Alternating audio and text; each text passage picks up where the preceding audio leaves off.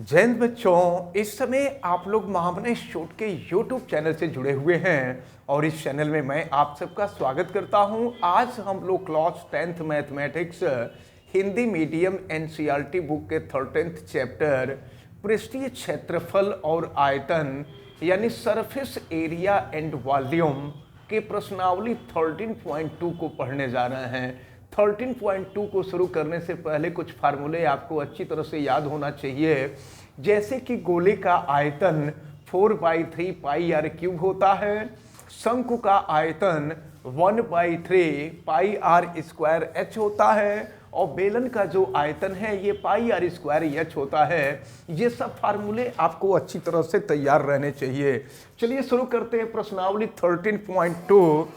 और देखिए दिया हुआ इंस्ट्रक्शन में जब तक अन्यथा न कहा जाए पाई इक्वल टू 22/7 लीजिए, यानी पाई के जगह पे 22/7 लेना होगा और जब क्वेश्चन में कह दिया जाएगा तो पाई के जगह पे 3.14 लेंगे। देखते हैं क्वेश्चन नंबर 1। एक ठोस, कोई ठोस है, एक ठोस एक अर्ध गोले पर, देखिए नीचे अर्ध गोला है और अर्ध गोले पर खड़े एक शंकु के आकार का है। अर्ध गोले पर खड़ा एक शंकु है, शंकु के आकार का है, जिनकी त्रिज्याएं 1 सेंटीमीटर है। त्रिज्या दी हुई है। हमने आपको बताया था कि जो इसके आधार की त्रिज्या होगी वही अर्ध गोले की भी त्रिज्या होगी। अर्ध गोले की भी त्रिज्या हो जाएगी 1 सेंटीमीटर।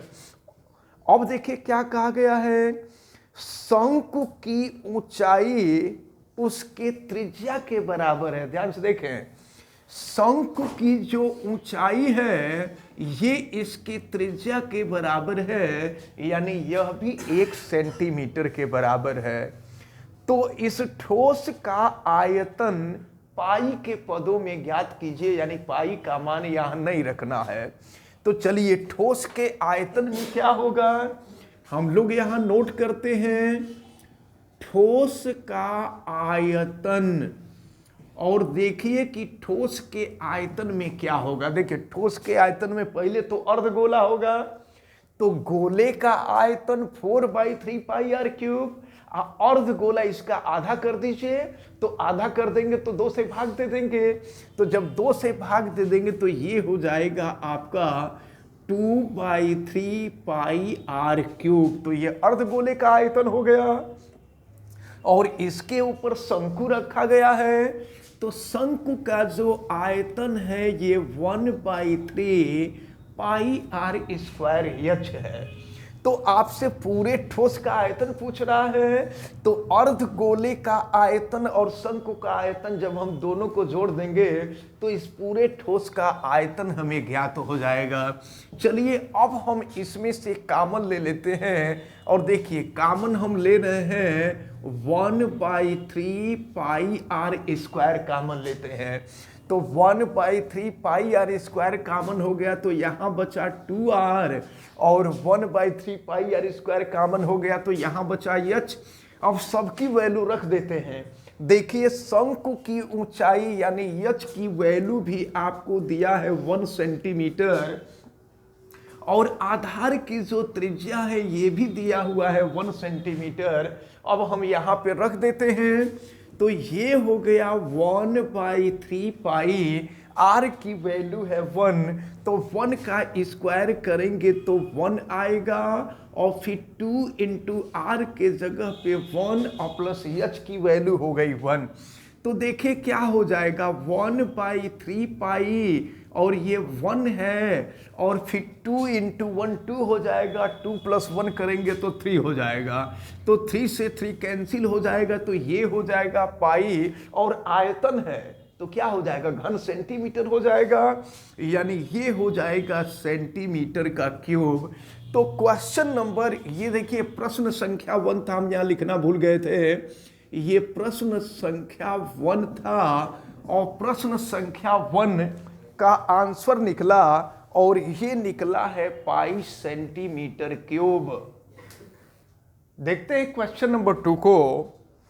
एक इंजीनियरिंग के विद्यार्थी रचेल से, विद्यार्थी जिसका नाम रचेल है, रचेल से एक पतली एल्यूमिनियम के सीट का प्रयोग करके, एल्यूमिनियम की सीट यानी पतली पन्नी का प्रयोग करते हुए एक मॉडल बनाने को कहा गया जो एक ऐसे बेलन की आकार का हो जिसके दोनों सिरों पर दो शंकु जुड़े हुए हैं। देखिए, एक मॉडल बनाने के लिए कहा गया है जिसका बीच वाला जो भाग होगा वो बेलन के आकार का होगा और इसके दोनों सिरों पर ऊपर और नीचे के तरफ शंकु होगा।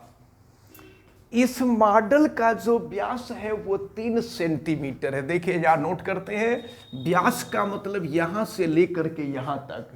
तो व्यास दिया हुआ है, डी की वैल्यू आपको दी गई है 3 सेंटीमीटर, तो इसकी त्रिज्या निकाल लेते हैं।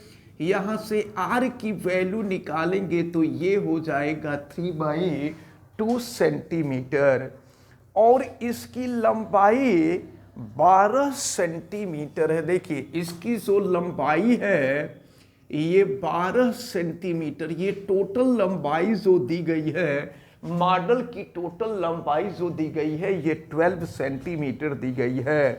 यदि प्रत्येक शंकु की ऊंचाई 2 मीटर, देखिए शंकु की ऊंचाई ये 2 मीटर और ये भी शंकु की ऊंचाई दी गई है 2 मीटर। जरा देखिएगा, तो शंकु की ऊंचाई 2 मीटर, शंकु की ऊंचाई 2 मीटर, तो 2 और 2 4 हो जाएगा और पूरी जो ऊंचाई है वो 12 मीटर है। तो अगर इस पूरी ऊंचाई में से दोनों शंकु की ऊंचाई को घटा देंगे तो बेलन की ऊंचाई निकल जाएगी। तो अब 2 और 2 4 हो गया और 12 में से 4 को घटा दीजिए तो 8 हो जाएगा। तो ये हो जाएगा 8 मीटर, यानी बेलन की ऊंचाई आपको ज्ञात हो गई, यह 8 मीटर के इक्वल है। अब आपसे ये कहा जा रहा है तो रचेल द्वारा बनाए गए मॉडल में अंतर्विष्ट हवा का आयतन, यानी ये जो मॉडल है इस मॉडल में हवा कितना भरा होगा, तो हवा का आयतन उतना ही होगा जितना इस बर्तन का आयतन होगा। तो बर्तन का आयतन मतलब शंकु का आयतन प्लस बेलन का आयतन प्लस शंकु का आयतन, इन तीनों के आयतन को जोड़ देंगे तो तीनों का टोटल जितना आयतन होगा उतना ही इसमें वायु भरा हुआ होगा। और फिर आपसे यह भी कहा जा रहा है कि यह मान लीजिए कि मॉडल की आंतरिक और बाहरी विमाएं लगभग बराबर है, मतलब यह मान करके चलिए कि ये जो एल्यूमिनियम की पतली पन्नी है यह बहुत मोटी नहीं है। तो चलिए अब हम लोग यहाँ पर ये आधार की त्रिज्या r का मान निकल चुका है और शंकु की ऊंचाई को हम h मान लेते हैं। शंकु की ऊंचाई h इज इक्वल टू दिया हुआ है 2 मीटर और बेलन की ऊंचाई को हम h डैश मान लेते हैं। तो h डैश की जो वैल्यू दी गई है वो 8 मीटर दी हुई है। तो अब आपसे पूछा जा रहा अंतर्विष्ट हवा का आयतन, तो अब हम निकाल लेते हैं हवा का आयतन। तो हवा का आयतन उतना ही होगा जितना इस संपूर्ण बर्तन का आयतन होगा। तो देखिए ऊपर जो है ये शंकु है और शंकु का आयतन आपको मालूम है 1/3 पाई आर स्क्वायर एच होता है। ये बेलन है, बेलन का आयतन पाई आर स्क्वायर एच होता है, लेकिन इसकी ऊंचाई को हम एच डैश मान लिए हैं तो ये हो जाएगा एच डैश। और फिर नीचे भी शंकु है तो शंकु का आयतन वही 1/3 पाई आर स्क्वायर एच। अब जरा देखिए आप, यहाँ हम जोड़ लेते हैं। देखो 1/3 पाई आर स्क्वायर एच और 1/3 पाई आर स्क्वायर एच, जब दोनों को जोड़ देंगे तो ये हो जाएगा आपका 2/3 पाई आर स्क्वायर एच और प्लस ये हो जाएगा आपका पाई आर स्क्वायर एच डैश। अब अगर हम चाहें तो यहां से कॉमन भी ले सकते हैं, तो यहां से हम कॉमन ले सकते हैं पाई आर स्क्वायर, हम कॉमन ले लेते हैं। तो देखिए क्या मिलेगा आपको, ये हो गया 2/3 एच और प्लस हो गया एच डैश। अब हम सबकी वैल्यू यहां रख देंगे तो इस ये जो बर्तन है इसमें अंतर्विष्ट वायु का आयतन हमें ज्ञात हो जाएगा। तो चलिए पाई की कोई वैल्यू नहीं दी गई है तो हम 22/7 रखेंगे। ये 22/7 हो गया और आर की जो वैल्यू 3/2 है तो हम रख देते हैं 3/2 की वैल्यू। तो 3/2 का स्क्वायर करेंगे 9/4 हो जाएगा। और फिर ये हो गया 2/3 और एच की वैल्यू है 2 और प्लस हो जाएगा एच डैश की वैल्यू हो जाएगी ये 8। अब देखिए इसको सॉल्व करते हैं।